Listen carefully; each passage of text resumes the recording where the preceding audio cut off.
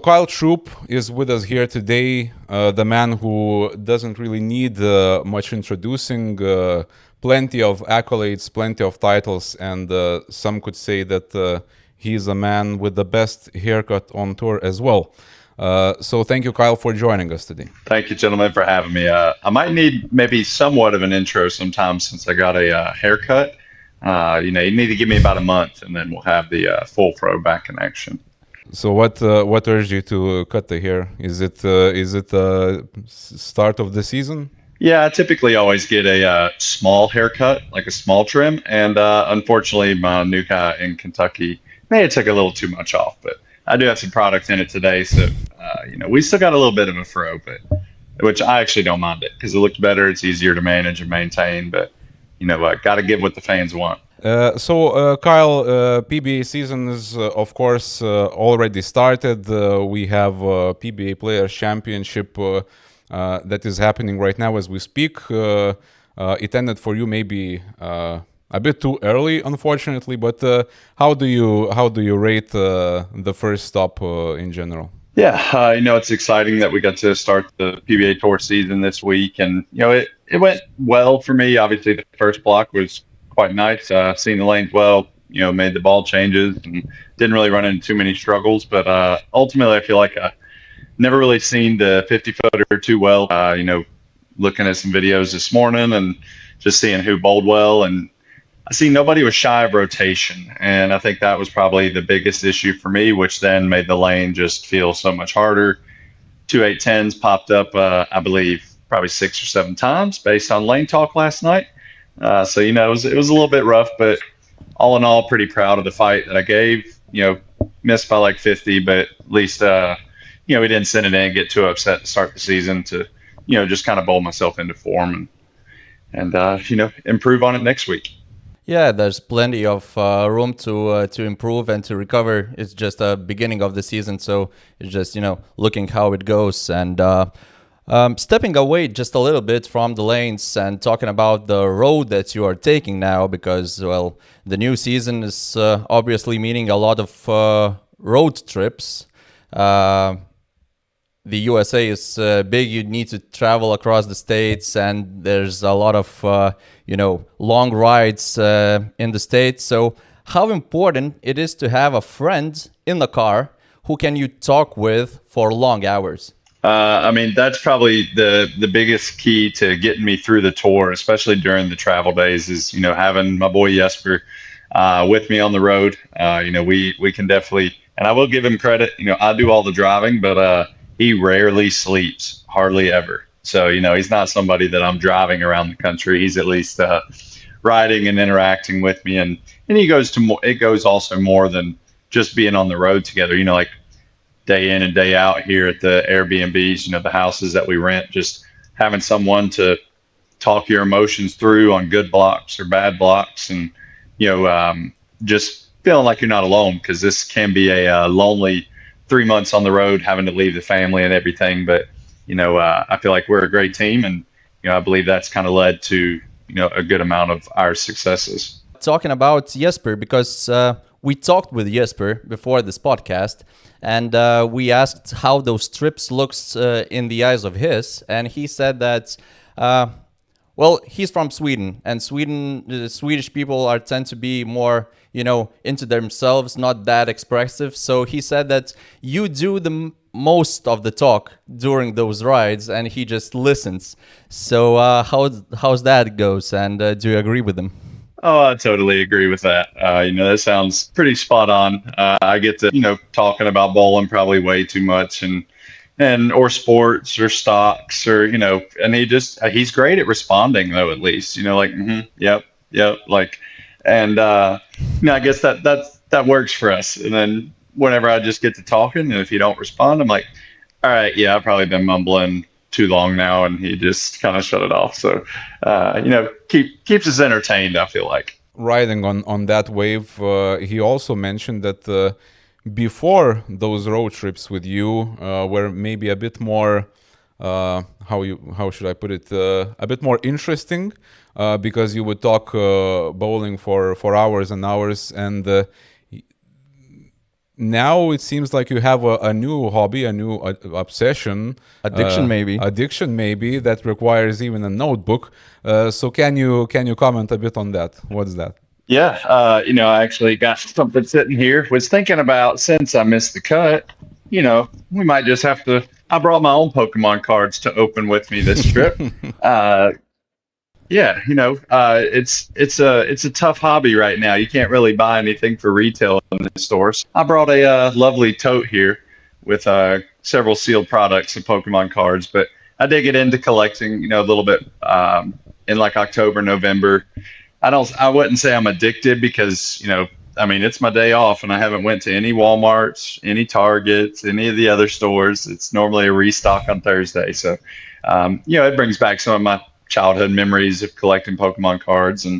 And of course, I started out and pulled the best card in the one set probably a month into it. So it's like, oh yeah, I hit the $500 card, sent it off to get graded. So we're waiting to get those back to see how it comes out. But, it's fun. And I also like to say it's cheaper than gambling for me. So, hey, we're saving money and actually can get something back in return from this. Whereas gambling, yeah, you just typically always lose. Funny that you mentioned that it's cheaper. I actually saw a headline yesterday that some businessman bought a Pokemon card for, I think, $16.5 million from Logan Paul, if I'm not mistaken. Yep. Is that a normal price for a Pokemon card? If I have anything close to that value in this tote sitting beside me, we might just be able to take the rest of the season off. But yeah, that's a bit insane. Like, Talking about the money and heading back just a little bit to the bowling related topics instead of Pokemon cards. Your PBA career had ups and downs. You joined the league in 2008, and in the beginning, you were working at the Wendy's. You were taking part of the tour, playing regionals. Can you take us through that time, how it looked like, what's built the base for Kyle Troup that it is now? Yeah, so, obviously I started bowling when I was very young. I did join the PBA when I was 16 years old. Bowled my first regional, made the cut, so then I was able to join and become a member. So I kind of took the easy route into getting my card. But then along the way, I was a manager at Wendy's, first job at 16, promoted up to shift manager at 18. And so from 2009 to 2016, I was a manager at Wendy's. And during that time, I continued to bowl more regionals, a lot more regionals. I won 2 PBA South Region Player of the Years in my younger days. I did 12 or 13 regional titles. And then kind of started getting my experience on the national tour. An old friend of my father's actually backed me in my first couple World Series, and I went out there and didn't have a chance of getting any checks. And it just kind of continued. I started to learn. Won my first title in 2015, and then went back to work the following week. So that was kind of unique. Hey, thanks for my Frosty. I think I seen you on TV. I'm like, yep, you did. Yep, good to see it. But it taught me a lot growing up, how to manage people, how to communicate with others. And so I really think I did learn a lot from Wendy's, even though it had nothing to do with bowling. Just looking at the stats, in 2010, you bowled 1 event and earned no money. In 2011, 3 events, 1 cash. In 2013, 14 events, 14. And no cashes at all. Mm-hmm. During that tough years, it looks like a tough years. Do you even question that path of bowling? Like maybe you should stick with something else instead of bowling, or not? No, not really. Obviously it sounds, 2013 sounded like that was kind of like my first kind of full stab at it, getting, more than just 1 or 2 events that were close to home. But, like I did say, luckily, and at that time in 2013, I've kind of had my own action, so to speak, or, I didn't have a financial backer, but I have been hardly ever spend my money. Yeah, I guess I've made a few bucks so that I could buy some Pokemon cards now. But, growing up, I worked and bowled, and that was about it. Didn't really spend money on much, didn't buy sneakers, didn't really collect anything. So I was kind of able to afford that, as well as, knowing I can still go back home. I have a job. So didn't really sweat that too much. And then obviously, probably about a year after winning my first title, that's whenever Wendy's kind of had to get the boot then. And in before you mentioned that at one point you considered working at the bank instead of Wendy's, instead of bowling. So this thought never crossed your mind later on in your career. No, not at all. Especially not going back to work for the bank because quickly into working at Wendy's and just realizing like, wow, at least I'm doing a lot of different things here. At the bank, I would have just been doing the same thing every single day. I doubt I would have been able to get all the time off because as my career started to increase and, started to bowl well, that's when I cut back, work 4 days a week, 7 to 3, work Monday through Wednesday, 7 to 3, so I can have another day for practice. And so in 2015, when I won my first title, I was down to 3 days a week, only working probably 20 some hours, which now I think back like, wow, $400 or $500 a month. And, I could have gave that up probably a lot sooner. But, I always wanted to be a professional bowler. I knew I didn't want to spend my life managing a Wendy's and didn't really know what else I was going to do. So there was really no other option, so to speak, I guess. I think we are all very happy that you didn't choose bank or staying at Wendy's and to have the Kyle Troup that we have right now. So moving fast forward to 2015, you won your first title. I guess the co-workers and the staff was, I know, acting differently around you after you won. But I heard that there was really interesting story in how you traveled to the Oklahoma that time, and there might be an option that Kyle Troup never made the Oklahoma and never won the title. So what happened there? Yeah, so that was pretty crazy. Myself and Connor Pickford, longtime roommate of mine from North Carolina, we were driving to Oklahoma, about 12, 13-hour drive, but we get probably about an hour and a half out. Massive storm coming, and it's funny because earlier in the day we were just talking about tornadoes going into Midwest, and he always mentioned like, they say if you're like in a tornado and it's like glowing green, and I'm like, I don't really know what you're talking about. Well, fast forward to about an hour before we get to Oklahoma.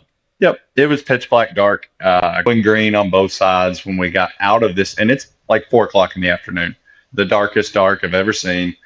And once it like got light again, we couldn't even drive, pulled off, called my parents, told them I loved them. And Connor and I sat in the front seat of my Corolla with our head, pretty much ducked down, cars kind of shaking, was pretty scared. And, that felt like eternity. It was probably maybe 3-4 minutes that we sat there on the side of the road. And he was like, yeah, I think we should keep going. And I'm like, I'm not driving.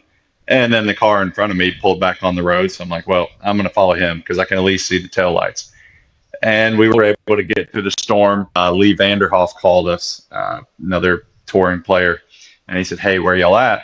They were sitting at the bar at the Fire Lake and said that, breaking news came on, and it said there was like 3 cells that dropped a tornado 45 miles east.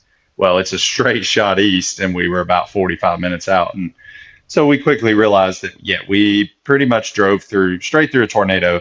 And got to the room, told Connor, I felt like something special was going to happen that week, and went on to win my first title. And that was definitely the scariest moment. Jesper and I haven't had any moments like that in the car. But, it's just crazy how life works like that sometimes. How were you able to focus after experience like that to actually win a title is crazy to me.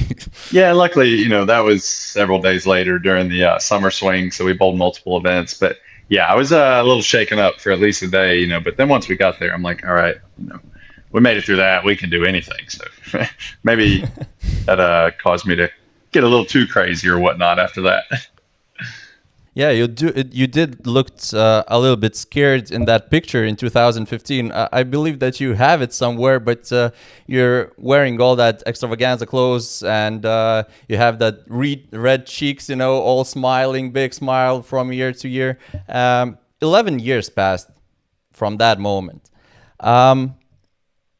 What would you say to that young Kyle Troup today? What would you say to him? Couple things. Probably one, keep being yourself. Just be who you are. But two, on the bowling side of it, I would say just be more patient. Try accept the outcomes and try to learn, because I didn't know how to bowl at all back then. I mean, I was good, but when it comes to like bowling, oh yeah, I was a one-trick pony, and it took me a long, long time to learn a lot of things. And I see the kids nowadays, especially even some of the rookies out here on tour. They're in their early 20s and so much more smart and more composed at such a young age. Definitely tell my younger self to just be patient and listen and learn. Right. So I think we can fast forward a bit to now, and 2025 was a major year for you, and I think one of the highlights was the wedding. You and Brianna are now officially A married couple. a married couple, a true family, and the person who was in the wedding was also Tim Mack, who officiated himself, as we know. Can you talk a bit about the wedding and how did Tim Mack do? I mean, the wedding was everything we could have ever asked for. Just to see everyone there. A lot of people I hadn't seen in a long time, and I know we sent out a ton of invites, but I was like, these people ain't coming. Like, it's 7 hours, it's 8-hour drive. And to see a lot of people that showed up to just be there and celebrate myself and my wife that day was truly heartfelt. And Timmy crushed it. He's a professional, anything he does. And it was very special to Brianna and I that, we had Timmy officiating our wedding. I know he was a longtime tour rep of ours, and, I feel like one of my good friends, and, I feel like he truly cares and has a special place in his heart for me. And we've been through a lot, won a lot together, and he's taught me a ton. So it felt right to have him officiate. How much bowling was involved in the whole ceremony, knowing that all three of you are, really big bowling personas? There was, surprisingly not a ton of bowling talk. Especially, I mean, you can imagine the wedding was half full of bowlers. But, honestly, and I can't remember too much of that night. Like, they always say it's the fastest night of your life, and it sure was. Like, it was midnight before we knew it, and we were hopping on the party bus. But, there was some bowling conversation, but it was nice. I surprised myself a little bit being able to, shut the bowling mind off, I guess, for a few days. So it was quite enjoyable, everything we could have asked for, and very thankful for everyone that came and supported us. It sounds like a truly great ceremony and a great event. And since we talked a bit with Brianna before this podcast, she told us a very nice story and event that happened during that whole ceremony. So she said that something incredible and powerful happened as a butterfly landed right in your hands, let you hold it, and could you explain the what happened there and how it all went?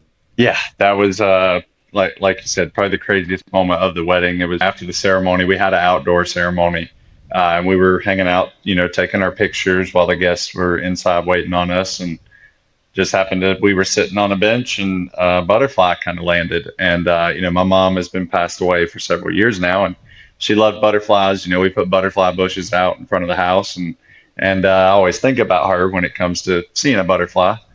And it was like sitting on the bench in front of me, and I was like, wow, this is probably the closest I've been to a butterfly. And I just put my hand out, and the butterfly literally just, I mean, I could watch its legs like crawl on my hand, and just sat there and looked at it for, I don't know, probably 2 minutes. And that was definitely Mom there on our wedding. Then, I mean, it was unbelievable, and videographer got a little video of it. Obviously, we got some pictures of it, and that was a very, very special moment and pretty crazy. Like I said earlier in this video, it's crazy how life works out sometimes, and that was a prime example of it. Yeah, it seems like a miracle or something. Do you believe in those? I don't know. I guess I would say no, because I mean, people don't really ask me that too often, and nor have I really thought about it. And I guess also, what is a miracle? I'm sure that's different to me than it is to you and it is to somebody else. So, I guess I say no, but, then there's times where, what's meant to be will happen, and, life, you can't control what happens in life. And to me, I would say that's just life working in your favor, showing you, something good that day. Yeah, getting back to the wedding, you're not only with Brianna now, but you're also a father figure for Caleb and Audrey.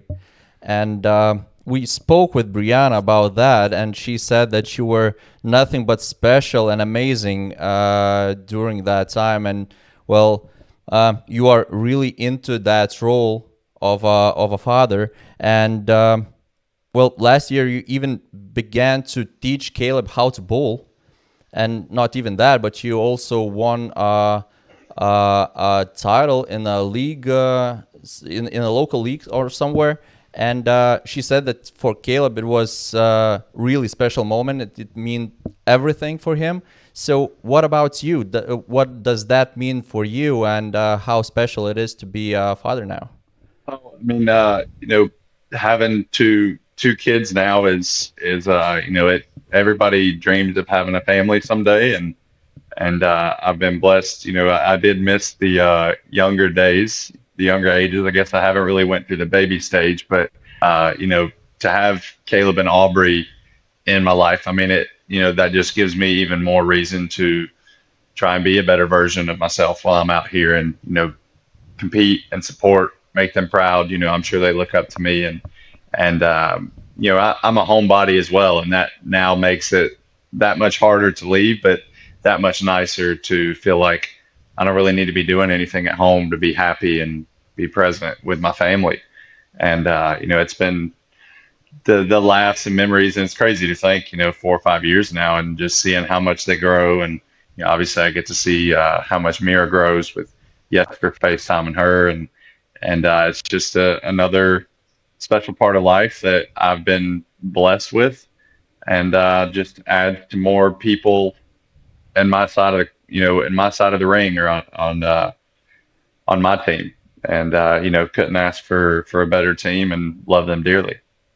And so with Caleb, are you raising the next bowling superstar now? So he did get a late start. He had pretty much started bowling maybe 2 years ago now, outside of just going here and there. And obviously he wanted to switch to two-handed, and I've tried to teach him along the ways, and he definitely improved his sophomore year in high school. And like you mentioned, we did win the local association youth adult tournament. It was actually over 2 weekends, 4 squads, high score in each division wins. And he bowled his first 600. I think it was like close to 650, and 13 in a row between 2 games. Like, I mean, that was something I've never felt before. Never watched my son compete. I see how Guppy felt, and I was bowling with him and realizing how he's bowling. I'm like, all right, Kyle, like, you have 250, and now you need to ball change on the house shot game 3. Like, and I think I threw the back 6 for like 220, and we didn't win by too much. So, I mean, I felt the pressure, like, don't mess this up. Like, this could be super special moment for us. Like, the pressure was on. There was definitely more pressure in that third game with Caleb than there was, the last block of the Players' Championship last night. Seems like he was carrying the team, and you're very proud of that. Oh, very much so. Very much so. Because, he still had some nice handicap too, averaging about 165, 170 in high school, and popping off 650 with some pins. Yeah, that got the job done for us. Being on the road, as I mentioned before, how does it feel now different? Because you're now a family person officially, And do you feel like you're not just bowling as a Kyle Troup, but more like the whole Troup family? 100%. I mean, the biggest thing is it's that much more difficult to leave every time now. Last year was kind of my first full year, I would say. We moved to Louisville and a few years back, and it was a tough learning curve for myself last year, and this year, luckily, they're on the way down now, so they'll be here in probably 12 hours and get to spend the weekend inducting my dad into the Hall of Fame, and but it's definitely more difficult, but also just gives me that much more fire, and to just perform well. Be a like I said, be a better version of myself because I want to be a good example for them, and they enjoy watching me bowl. They pull up the bowl TV. They're big supporters back home, so just knowing that they're there to support me regardless of good or bad, that's a great feeling in my heart, and I couldn't ask for anything better. So with all this support, and I think as we are heading to the end of this podcast, with all the support, with the new season already in motion, what are the expectations for you personally? What I don't know, maybe you have a specific goal in mind. What are you trying to achieve this year? Well, I already kind of failed a little bit on my goal for the year, and that was just I'm not somebody that sets performance goals very much. And my goal this year was just to be more patient. And there were definitely a couple blocks there where it just got a lot, got really unraveled again. And, just feeling the inconsistency in my physical game kind of just brings up the mental frustration. And then you get down, go that rabbit hole and bowling against the best bowlers in the world. It's tough. So, we've got some things to work on, some things to learn from this week, but I am proud of how I bowled mentally the last block last night, because it was pretty rough after that morning block, and just seeing my name fall from the standings. Was still in the cut, but it was just the fact that I didn't manage it well internally, and so I was quite upset with myself. But we made some adjustments, tried to do a few things different throughout the block, and a lot more. I was talking to myself a lot last night, just trying to, I guess, keep myself in a more, I don't want to say positive mindset, because it's not like I was fully negative, but just trying to fall back into just bowling, just go bowl. Like, I've got a great example here in my roommate and Jesper. My man grinds no matter what. I mean, he left the Lily last night and he's still in the top 10. Like, he's a grinder, an ultimate grinder. And so that was my goal for the season, was just be mentally patient. And luckily, there's still 9 more weeks plus the World Series. So, early speed bump, but nothing we can't fix and get back on track.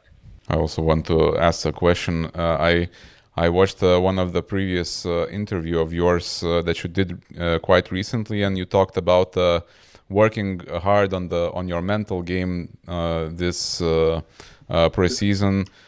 So, with this first stop, did you feel better compared to last season? Did you feel any effect?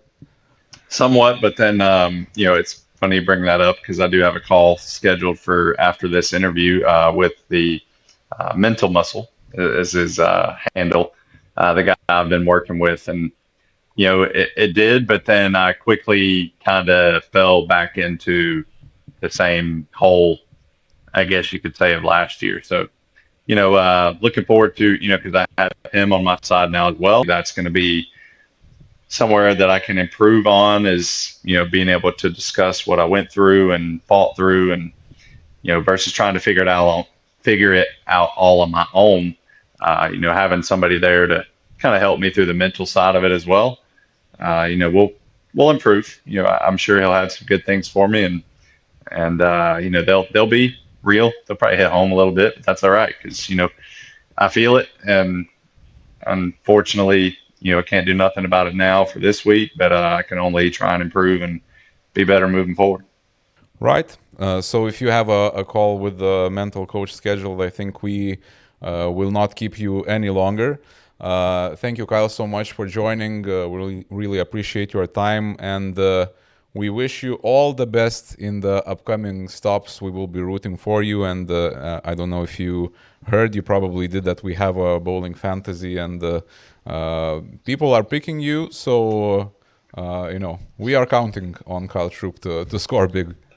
Well, thank you guys for having me on. I'm a big fan of Bowling Life and all the content and everything that y'all are doing for the sport. I'm sure not only over in Sweden, but here in the States, y'all are making a big impact. And yeah, I already had a few texts from my buddy, saying, "Hey, I picked you on my fantasy. What happened?" So that's cool. I believe our sport needs something like that as well. So very thankful for everything y'all are doing. Glad to kind of start this podcast journey off with you guys, and hopefully we can have a winning interview sometime throughout the season. And if not, we'll definitely see y'all at the Storm Lucky Larson.